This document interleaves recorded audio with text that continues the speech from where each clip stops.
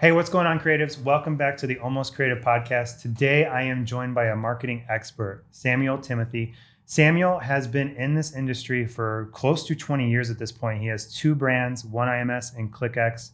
On top of that, he has his own podcast that he hosts where he interviews other entrepreneurs that are doing great things. He just has a wealth of knowledge, and I'm really excited to hear what he has to say to our guests. Sam, welcome to the podcast. Yeah, I'm excited to be here. Awesome. I'm almost a professional. What he's got, almost creative. Yeah, no, you're definitely professional at this point. I would say 20 years is a long time to be grinding away at something. So yeah. So I want to kind of start there with the history of everything. So rewinding, One IMS is where everything kind of started for you guys. So tell me a little bit about that. Like how did this all come to be what it is today?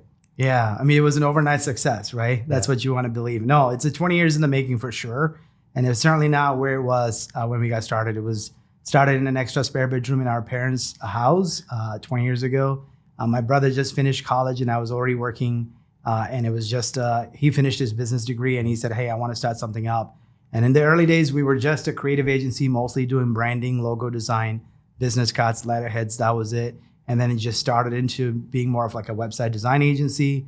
And then as we started creating websites, people would come and ask, well, you built me a brand new website, but it doesn't produce any business. And we were just a bunch of college kids just came out of college. Yeah. We're like, what do you mean it's supposed to produce business? We didn't know a website was supposed to produce business. So we're talking 2006. So it was still kind of early days of actually leveraging your website to drive business.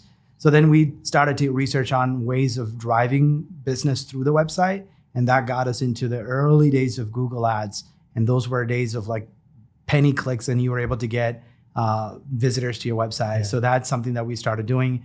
Then people would say, hey, I am getting some calls, but I can't say for sure it's because of what you're doing. I have no idea. So I don't know. Maybe it is working. So then we're like, well, we have to be able to prove the ROI to these people that what we're doing is working. So how can we measure that? So that got us into figuring out there's got to be a way to track visitors, track leads, which comes from a phone call or a form submission. That's the actual advent of ClickX, the platform. We started actually leveraging that platform to track phone calls, form submissions, and leads and traffic, and using API to report from a bunch of different third-party tools that we would leverage to track calls, form submissions, all of those things. And that's what the advent of the ClickX, the platform. So that's just a little journey of how we got to where we are. I'm sure that's like a small piece of the pie of the actual full experience. A lot of iterations, a lot of experiments, and just running into the wall, figure out that didn't work. We got to change that. Yeah. But overall, that's kind of a short summary of how we got to where we are. Yeah. I'm going to pause this week's episode to tell you about how you can win a free year of Dehancer. If you're not familiar with Dehancer, it is a plugin that you can use in your editing software and on mobile apps.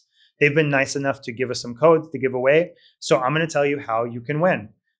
First off, if you are watching the video, be sure to scan the QR code. It'll take you to a form to fill out and you'll be entered. No other questions asked.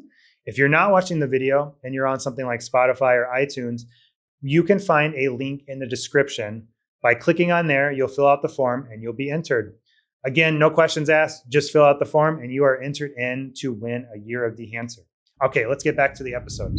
One thing you mentioned, I think, is very relevant, even to myself. And there's this like growth that happens within doing any kind of creative or marketing or whatever it is. And essentially what you guys were doing was a creative. You were making websites, you're making logos. Mm-hmm. And there's this shift that happens where you start to realize like they're actually hiring you for a reason. Mm-hmm. It's like, it's not like they just want you to show up and make a nice video. It's like they actually want ROI. And I feel like for myself, that's when I started kind of getting bigger clients and better clients, is when I started shifting my mindset of like, no, I'm not going to just do whatever video they ask for. Like this guy wants a drone video, I'm going to go do a drone video. No, like I want to actually create something for them that is going to result in an ROI. And it seems like that's where you guys kind of had that shift. It was like, we're not just making websites anymore. It's like, let's actually try to make websites that's going to help these businesses grow. Yeah, most certainly. I think it's the why behind what you're doing, right? That's the $1 million question people are asking, right? A lot of times I think the feature benefit discussion that happens, everybody talks about, oh, I have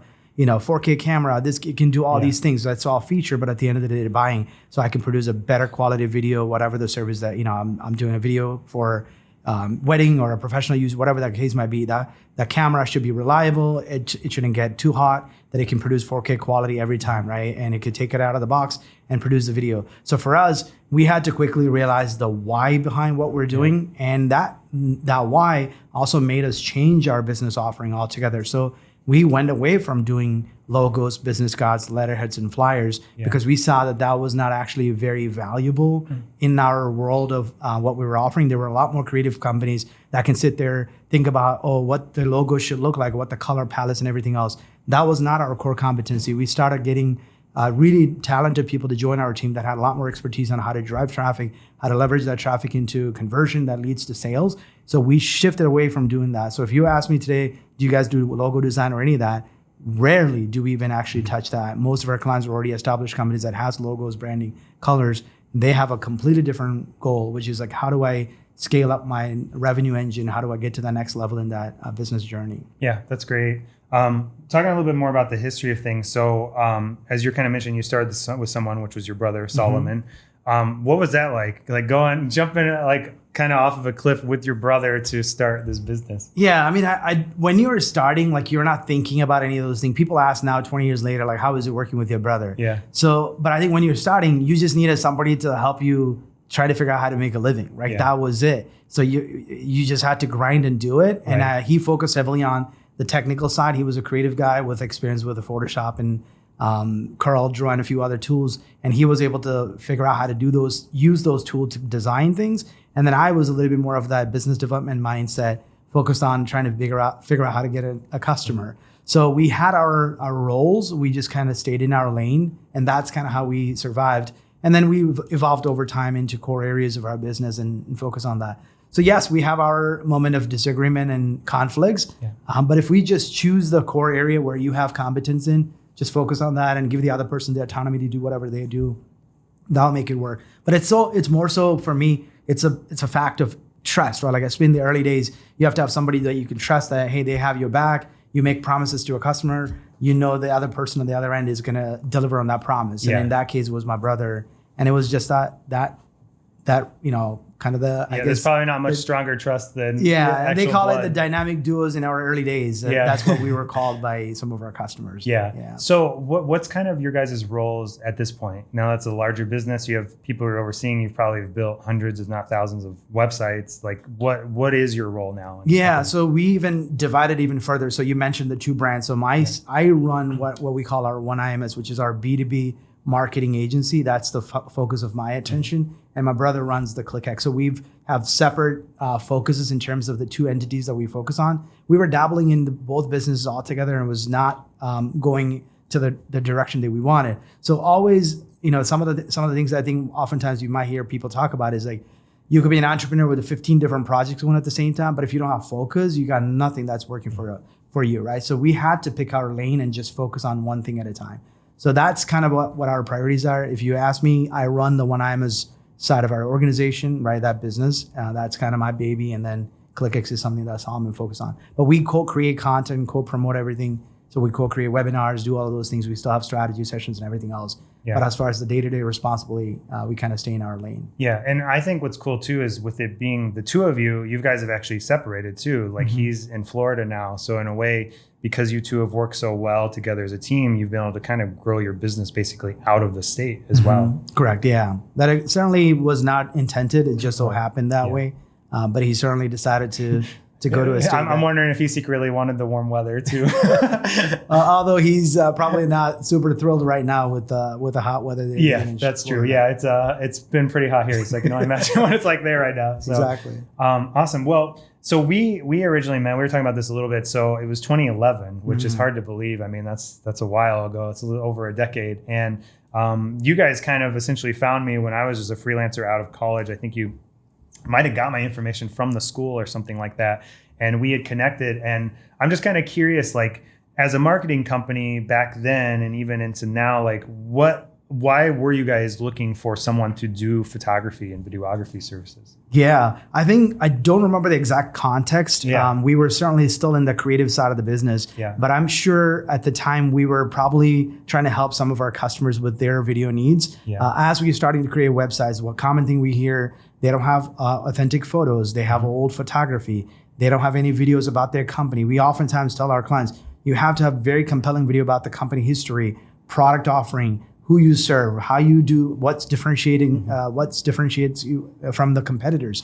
All of that can be communicated through video a lot better than, and sometimes you can do with written content. But there is a context for both, right? You have to have written copy, but you also have to have a supplemental, which is like videos and images and everything else. So that's got to be the reason why we were looking for. But I think over the years, you probably helped us create probably 20, if not more, video testimonial for ourselves. Right. We were also looking for a reliable person that can go and take videos of our customers sharing their experience of working with us.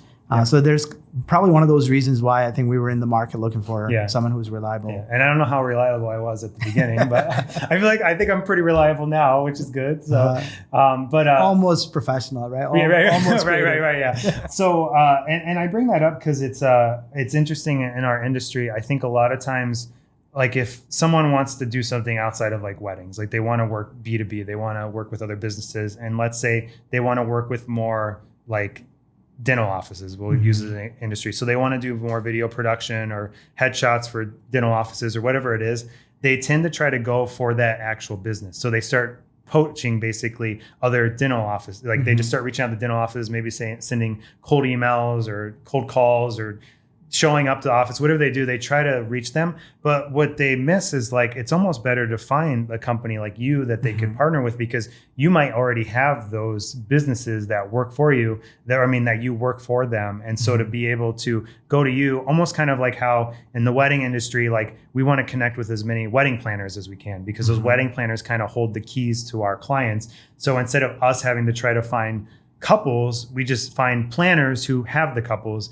And you guys are kind of like that in the B2B world, where you have, like, if I want to work with more manufacturing, if you're building websites for manufacturers, that's who I should be talking to, is you, not trying to reach out to these manufacturers.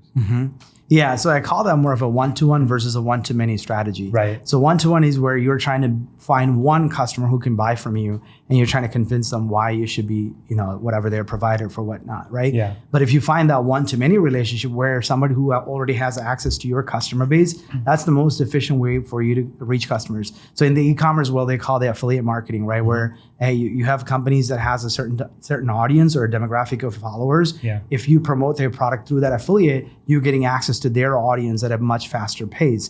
And same thing could be done in the B2B world. So if you're trying to be reach specific customers, maybe if you build relationship with CPA firms, they might have customers who can use your product offering, right? So if you're a law firm, you probably want to partner with CPA firms that actually has access to your customers, right? So that's sort of the strategy. I think it's if you can do it right, but it has to be mutually beneficial, right? Because you don't want to be a leech that's just always taking from that person. If you can add value before you even ask for something back, that I think is where you can win that game, right? So if you bring them a couple of introductions and referrals and maybe even some opportunities, and then say, by the way, I do this, would you be open to having some sort of a mutually beneficial relationship where we can refer each other's customers? So think of it how you can add value before you ask for something in return. Yeah, I want to talk about that a little bit more too. So for you, like if say someone's like, oh, this is a good idea, instead of me reaching out to this business, I should start reaching out to web designers or marketing companies, like what would be value to someone like you that they could provide? Yeah, I mean, I think there's probably,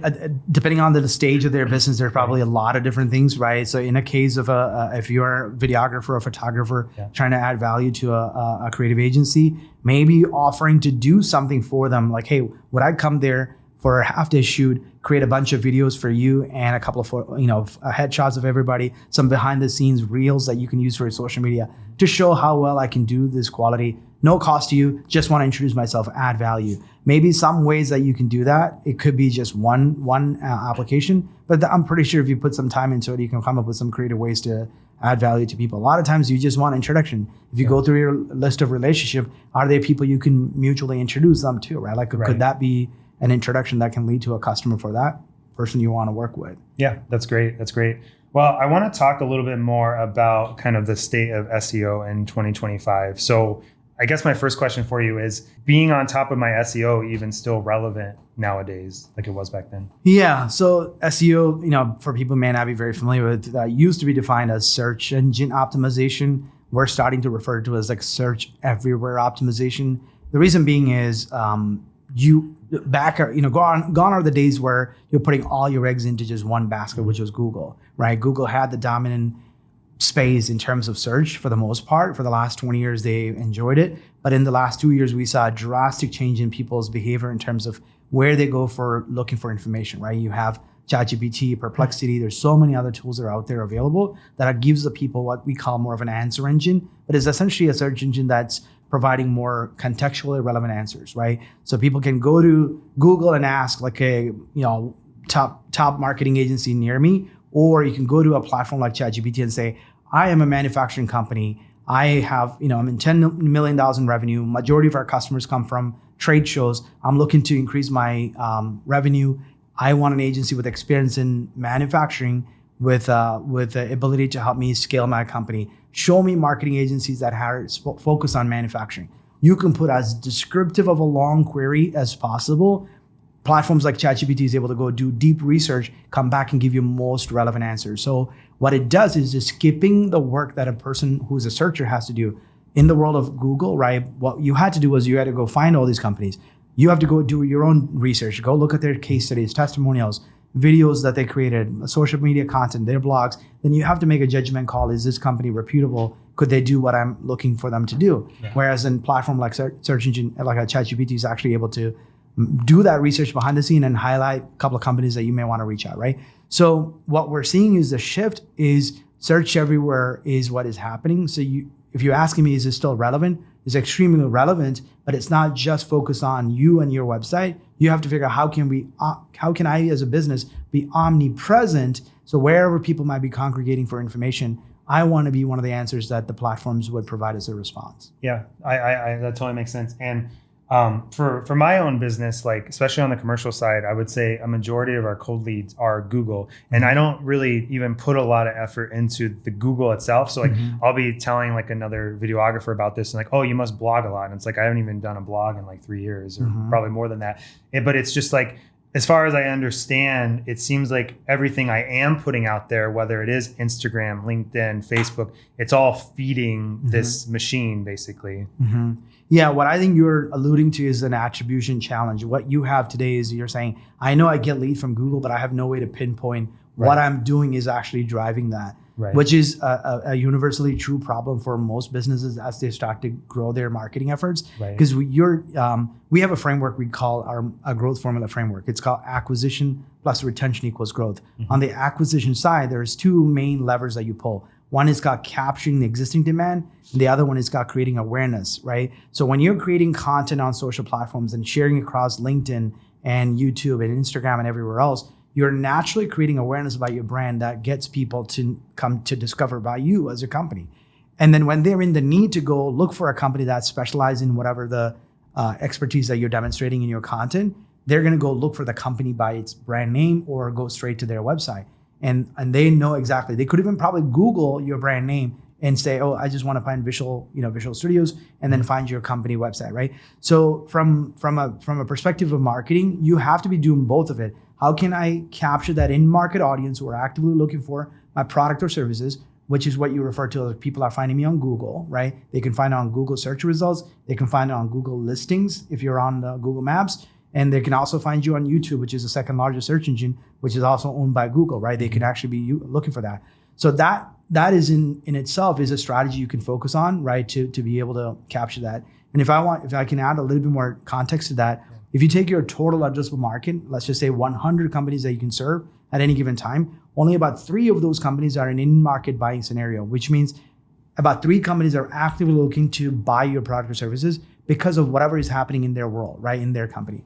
97% of those other addressable companies are not actively thinking to make a purchase about whatever product or service that you sell. So you need to be creating awareness for that audience that are in your total addressable market, but not actively buying. You have to create awareness. How do you do that? Create content, distribute that content across the platforms where they consume information, right? So that's creating awareness. And then that 1 to 3% who are actively buying, you have to make sure that you're getting found. So that's what we're saying, search everywhere optimization, because you want to be optimizing for the platforms that are consuming information. You want to be getting found there so that you can ultimately drive those people to make a purchase decision. Is there certain types of content someone should be focusing on and feeding to this? So we talk about the diversifying your content. It's like, if you ask anybody about investment strategy, what should I do? Should I do, stock market or real estate or, crypto or whatever, right? Yeah. The best strategy anybody would tell you is diversify. So that's true for anything. And it's more so true in marketing world. So you want to diversify your content because you just never know the type of content your prospective customer is using to consume information. Yeah. Some people prefer to read a blog. Some people might prefer to watch a YouTube video, right? Like there's multiple ways they consume. But overall, all of these are your effort to educate these platforms and feed their algorithms what you as a company is an expert in, right? So you want to be training those AI algorithms or platform by providing the most relevant information about how you serve your customers and how you can add value to them, right? So the question really comes down to you as a business leader, the marketing leader. Are you more of a camera person? Would you want to be in front of camera creating video content and then distributing that?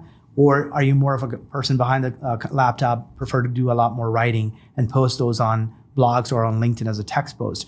But you have to really choose that. But today you kind of need to be getting out of your shells a little bit and be in front of cameras because video is becoming the number one medium of choice for people, and people are able to consume information much rapidly with video than they can, right? Nobody wants to sit there and read a 3,000 word blog. They'd rather just watch a 5-minute video and find out how to solve a problem. Yeah. I hate reading knowledge-based articles, but I'd rather watch a 3-minute video telling me how to fix a problem because I don't want to go click this, do that. Somebody just tell me how to do this in a 3-minute video. I'll just rather try to follow that video than reading an article. Yeah, like anytime I need to like work on something that I have no experience with, like something with my car, like I don't even go to Google, I go to YouTube because I just want a video that's going to be like, this is how you connect these two things in your car. Fix it. And it's just a lot easier than trying to read an article and there's no visuals with it. I've seen some plumbers videos that has 3 million views on how to reset a ejector pump. Right.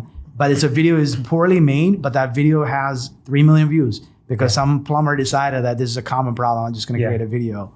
One thing in the middle of that you were talking about was essentially what I was gathering from it is like you're training the algorithm to like learn who you are and what you do and who you help. And so I'm curious like how niche that needs to get. So like if we're talking about like a photographer, but then this photographer works within different niches, can that also still confuse the algorithm? Yeah, so you really have to get clear on who you're trying to serve because being everything to everyone is the worst thing you can do as a business. So even just speaking from our own experience, in the early days, we used to do websites for anybody that just needed a website. Then we realized, okay, we're trying to learn about their business and we have nothing more to add to that discussion because they're coming to us self-diagnosing a problem and asking for help. We went away from that model. We actually had to become expert in a certain area of the industries. And then we picked some narrow industries. We focus on business to business organization, primarily in the industrial manufacturing sector or software or professional service sectors. Majority of our customers also fall into just the industrial manufacturing sector. Yeah. So by just narrowing our focus, we became crystal clear on who we help and what our core competencies are in helping them. And then also we were building our portfolio of customers, showing our capabilities and expertise on how we served that customer base before. So if you do that, you're serving two purposes. One, you're gonna please your customer by being able to show your case studies and examples of work and say, hey, here's my portfolio of work where I've helped manufacturing companies that just look like you. And also you're training algorithms, right? When you're sharing content around what to do as a manufacturing company. Here's how you create video, or here's how you market your manufacturing company. You're showing and demonstrating your expertise through algorithms, right? Because you're publishing content on LinkedIn and YouTube and anywhere else. That those platforms are also getting information and signals about your capabilities because it's reading everything that you're putting out. So yes, in some sense, you are serving the people, but in the process, you're also educating the platforms that you want to get found for whatever the product or service that you want to be known for. I think it's hard too because especially when you're starting out, you do kind of want to try to serve everyone because you might not know what your niche is. So it's like, especially like we'll get sometimes inquiries from people looking for more work and they're like a photographer or editor or whatever. And they send me this website and it's like, here's a wedding I edited. Here's a real estate video I edited. Here's some photos I've taken. And it's like, it's too scattered. It's all over the place. And I understand why they're doing it because they're thinking, well, if you do this one thing, I don't want to lose you. But at the same time, they're losing me because there's just too much. Like really what they should have is like, they should do a little more research. They should see, okay, most of the videos that Visual Filmworks post is like manufacturing or construction. So I should only send them a website I created with just that information to avoid that confusion that's happening. But then in a way, you should be doing that with the robots essentially too, of like, having these pages that are specifically dedicated for this thing, or if it requires it, almost just making separate brands. Like even I did with my own, where we have a wedding brand and we have a commercial brand. But even then with the commercial brand, there's other landing pages I've made where I can send it to someone, but then it's also speaking to the AI essentially of like, oh, they're experts in creating videos for nonprofits, and here's all the information about that. But then it could also pull from, oh, they are actually experts in this too, but they're two totally different pages. So so I think there's a couple of things to keep in mind here. I'll give you a story. I have thyroid. I have an endocrinologist that I go see. If I want to get an appointment with him, I have to plan almost 90 days in advance. And even then, sometimes I don't get the preferred dates, and I have to pay $75 copay to see that guy. Then I have a general doctor that I can go see anytime. It's a $25 copay, and I can call and I'll get an appointment within the next 24 hours. Yeah. The difference is the guy with the general, he probably have a lot of patients, but he has a lot more opening and his copay is a lot lower. Yeah. But whereas the specialist is hard to get a hold of him and is wait 9 months to get an appointment, and he charges copays that are $75. Yeah. When you're a specialist, you can demand a higher premium for your capabilities because you have narrowed your expertise and you are training yourself to become better at that craft. And when someone comes to you, you're actually going to be able to do the job much more efficiently, and you're actually going to have a lot more insights to add to the context for whoever the customer that coming to you for your help, right? Yeah. Because you can say, let's just say, for example, for us, when a manufacturing company comes to us and tells us about the marketing problems, I've solved that same problem 250 times in the last 2 years or whatever, right? When they explain the problem, I already know what has worked in the past. I am coming from the level of expertise on how to solve that problem. We'll tell them the technology that they need to choose, platform they need to be on, the type of content is going to perform the best, and the type of initiative that they have to invest their money and energy into, channels that they shouldn't waste their time on, because I'm not learning on their dime. They're benefiting from my expertise that I'm bringing to the table, right? So that's one way my customer is benefiting. When I'm actually sharing that expertise and knowledge to the platforms like YouTube and anywhere else, those platforms are also looking at my expertise and saying, like, this guy knows a thing or two about this industry. When somebody actually consumes content around this or research topic, I want to serve up his information because he seemed to be knowing a lot more about this, right? And what you don't want to do is diluting your expertise by one day you're posting about how to edit video for movie, and then the next day you're talking about how to do your cat videos or photography, whatever. So you don't want to dilute your expertise. You want to get core focus, be very specialized. Yeah. The other thing is when you have, like, this is a psychology, when human psychology says, well, if I narrowed myself down that much, I'm going to limit who I can serve. It's possibly true that I'm going to limit, but it also going to open up your ability to win deals better, right? Because you're able to have conversation with the people and say, hey, I only do one thing. I do this and I do this really well. And you don't have to hold my finger and hold my hand and walk me through it. I actually have done this 100 times and we are so good at doing this job. You'll never have to look back. You give me the order, I'll do this, right? And here's what I've done the last 250 times and we've done it perfectly, right? So you are able to win jobs much more efficiently because you don't have to, you have your portfolio of work to prove your ability to deliver on the promise. Yeah, and I'm sure it makes your marketing easier too, because if you just want to be posting to LinkedIn to be like top of mind, it's so easy to come up with topics now, because like if say you're wanting to work with only nonprofits, now all the articles you write on LinkedIn or all the videos you post or all the portfolio pieces you put, they're all nonprofit related. So now it's like if someone goes to your page, they're like, oh, this is all they do. They're the expert. And then if you befriend someone on LinkedIn who owns a nonprofit or is on a board of a nonprofit, they're immediately going to think of you ahead of anyone else they might know. Even if they have like a family member that does it or whatever, they're going to think of you first because they know when they go to LinkedIn, the only thing you post is about nonprofits. Yeah. When we actually onboard a client, one of the first things we actually work with them is getting so clear on their buyer persona and their ideal customer profile. The buyer persona is who is within that company that you're trying to sell to. Who is that? What is the job function of that person? What's their title? What's their day-to-day look like? What are their priorities in their world, right? And what frustrates them in that job? And then what is the ideal customer profile? What is the size of the organization, the type of organization, the industry that they're in? When you get crystal clear on it, your marketing becomes extremely easy because you know who you're going after. You're speaking their language. And what you really want to get to, the level you want to get to, You want to know about that person's problem in their industry, their challenges and everything. You want to know more about that they know themselves. Sometimes these people don't even know how to articulate the problems that they're in because they're in their weeds every day. They have all these issues, but you want to be the one educating them about the problem and making them aware of it. Then they're like, yeah, I do have the problem. I've been thinking about this. It never occurred to me this is how I should go about it, right? All of a sudden, yeah, this guy knows a thing or two about what I'm trying to fix in my world. And it becomes a very natural next step, right? That's what you want. You want them to discover you through some educational resource that you put out, whether that's through YouTube or anywhere else. And then they naturally lead to then coming to you for help on whatever that solution that they are looking for. Yeah. And a lot of these business owners, they want, I mean, basically they're looking to you to give them the answers. Like going back to where we kind of started the conversation, you were talking about, you guys would build these websites and they didn't result in an ROI per se for the company. And that is kind of like what you should be doing, like, because they don't know how to get the ROI. That's why they're coming to you. And it's the same thing like in our own industry. It's like, I've had many times someone will reach out to me, especially in construction, where they're like, I just want drone video because like that's what they were told to do is like, oh, you take drone video of your finished product. And it's like, is anyone actually going to like book with you because of this drone video? Probably not. So it's like, let's talk this through. Like, what if we did like a testimonial with someone that you built this property for and they start getting emotional about how this is their new home and stuff. And it's like, that's the kind of stuff that's going to sell to people. But like, if you're not the expert in that, you don't know that's like what they are actually looking for. So you just kind of go along with the flow of like, oh, this guy called me today. He wants drone video. Okay, I'll charge $200. I'll go do the drone video. But it's like, they're actually going to you with this problem, but they're actually really looking for like a real solution, not just a guy to do drone video. Yeah. So this goes back to how we've evolved as a company. So we used to be order takers. We call them like people self-diagnose a problem and they come to you with the prescription and they say, I just want you to give this medication for me.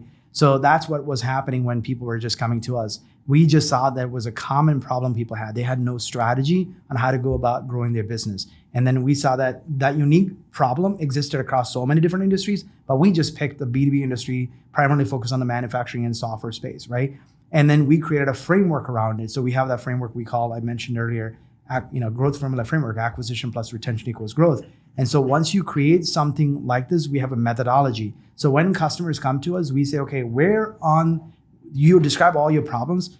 By looking at our framework, I can pinpoint where their business challenges are. Is it an acquisition challenge? Is it a retention challenge? Sometimes we have manufacturing clients. They have been in business for 25 years. They do an amazing job of serving customers. They have a long retention because the benefit is once you choose a manufacturing company for whatever production, they don't switch suppliers because it affects their entire business. If you switch supplier, the supplier's quality drops or they cannot deliver on time or there's some other issues, quality issue happens. There might be product recalls and everything else. So an OEM, like an original equipment manufacturer, is afraid of switching their contract manufacturers, right? But then what they don't take care of is the acquisition of new clients. So they might be very heavy. They might have 20%, 80% of the revenue come from 20% of their customers, but they do a very poor job of adding new customers. And when they have one customer leave, their revenue just drastically drops. So what we saw was an acquisition challenge in the manufacturing sector. They do very poor job of strategizing and deciding who should they go after, how to get in front of those people, how to attract those people to come to you, constantly asking you for your help, and then naturally building your portfolio of customers over time. So you're diversifying your customer portfolio. So what I'm saying is you want to be able to not just taking people's prescription, you want to be able to see common problems and prescribe medications based on what you know works really well. And then having some sort of a framework helps you do that really well as well. Awesome. As we're kind of coming in for a landing here, so I know I mentioned nearing 20 years. Is it next year? Is your 20 year anniversary? January 2026, January. Oh, happy birthday, one IMS. Happy early birthday, one IMS. So I would love to just hear some insight of you as an entrepreneur. So I know we've talked a lot about just marketing and SEO and all the wealth of knowledge you have in that, but I'd also just like to kind of hear your perspective on being an entrepreneur and being in the thick of it for 20 years. Like that's a long time. Like what has kept you going all those years? Cause like, that's not a small feat to be at this for that long. Yeah. I mean, I think, there's in the early days, you're just trying to pay the bill. Mm-hmm. I think after that, you actually are creating a legacy for yourself as well, right? And I think the biggest joy that I get when we have our employees that actually get married, they buy houses, and they're actually building a family, and they're part of your business. That actually brings you a lot more joy in today's world for me than, and okay, just pay our bills and move on with our lives, right? So I think in the early days, yes, we had to figure out how to make money because we had to take care of our family first. But I think we're at a position where we have employees and we're seeing some of those people actually are building their own families and legacies. That's a big driver. So I can't let one IMS down because there's a lot more people relying on this business than I, right? We say bringing economic prosperity for everybody involved is part of our business value. That involves our customers. When we are helping them to do their marketing better, we're bringing economic value for them. We're also, the team members that are part of our organization is also benefiting because we're growing in our sales and we're also serving a lot of customers and retaining them for a long haul. Our team is able to also benefit from that. So that I would say that's probably more of a driver today than maybe when we got started 20 years ago. It makes one IMS sound less like a business, more like a ministry. So I think in some sense, I think that's an area where we have a couple of team members. My colleague John is here in this room.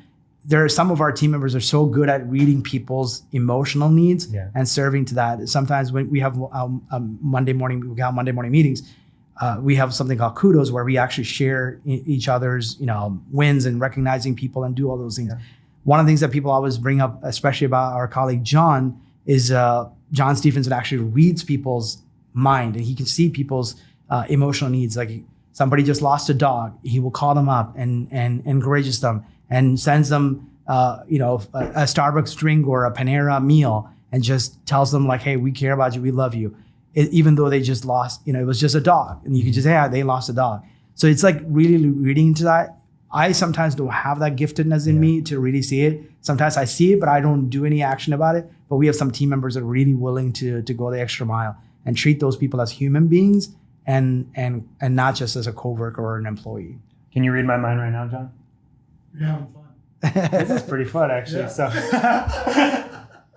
no, that's a really cool trait. I'm the same way. Like that's like a trait. I wish I had that like God-given gift to always be on top of that. I feel like I do it sometimes, but I also just get very busy and very distracted. And I'm like, there's like been so many times where I'm like, this person just told me they had a baby. Well, people helped me out when I had a baby. I should do something for them. And then I just keep putting it off, and I don't do it. So it's definitely like a gift that not all of us have, but when you have it, I think it's like extremely important. One is John. I should probably mention Maria, one of our team members as well. Like she sees somebody's getting married. One of our clients bought a house. She goes and buys them a gift and sends it to their new house and they're surprised. So these are like unexpected things that you do, or somebody gets married, or even one of our clients actually was just going through cancer treatment. She sent them a basket with some really nice, meaningful notes. And that person was extremely grateful when they came back from their chemotherapy after 3-4 months.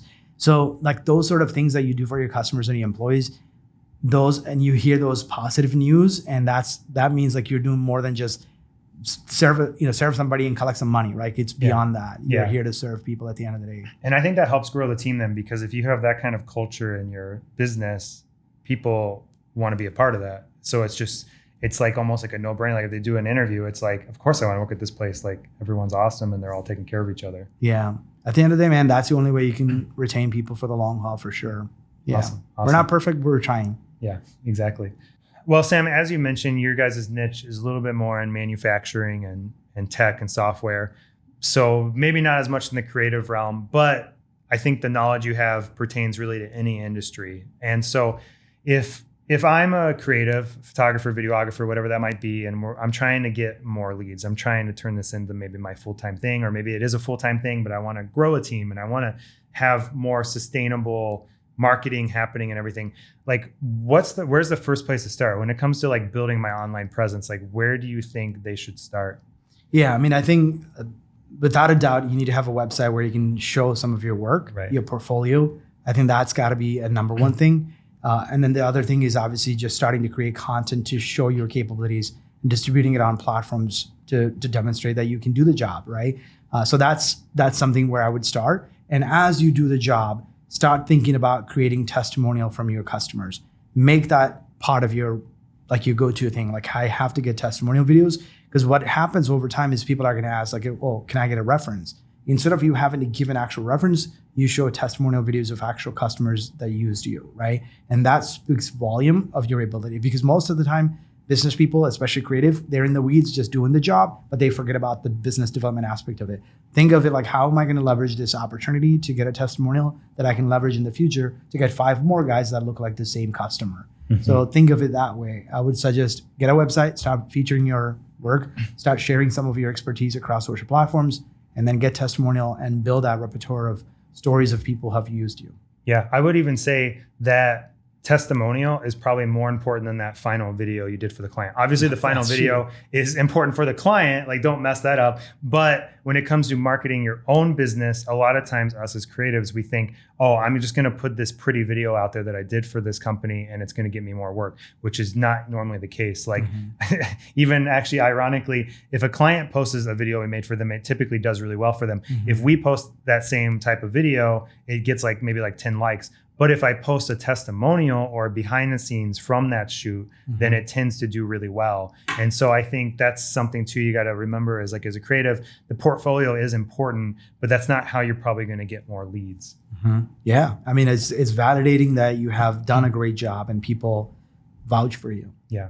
So Sam, if someone did want to work with you guys or they just want to get more information from you, where could they find that? Yeah, our website, oneimus.com is the primary source, but we also have a very interactive resources. If you go to oneimus.com/grow, it's an interactive page, and it even gives you an opportunity to take what we call a growth readiness assessment. You can take that. It's like a 32 questions. It takes you maybe 5-7 minutes.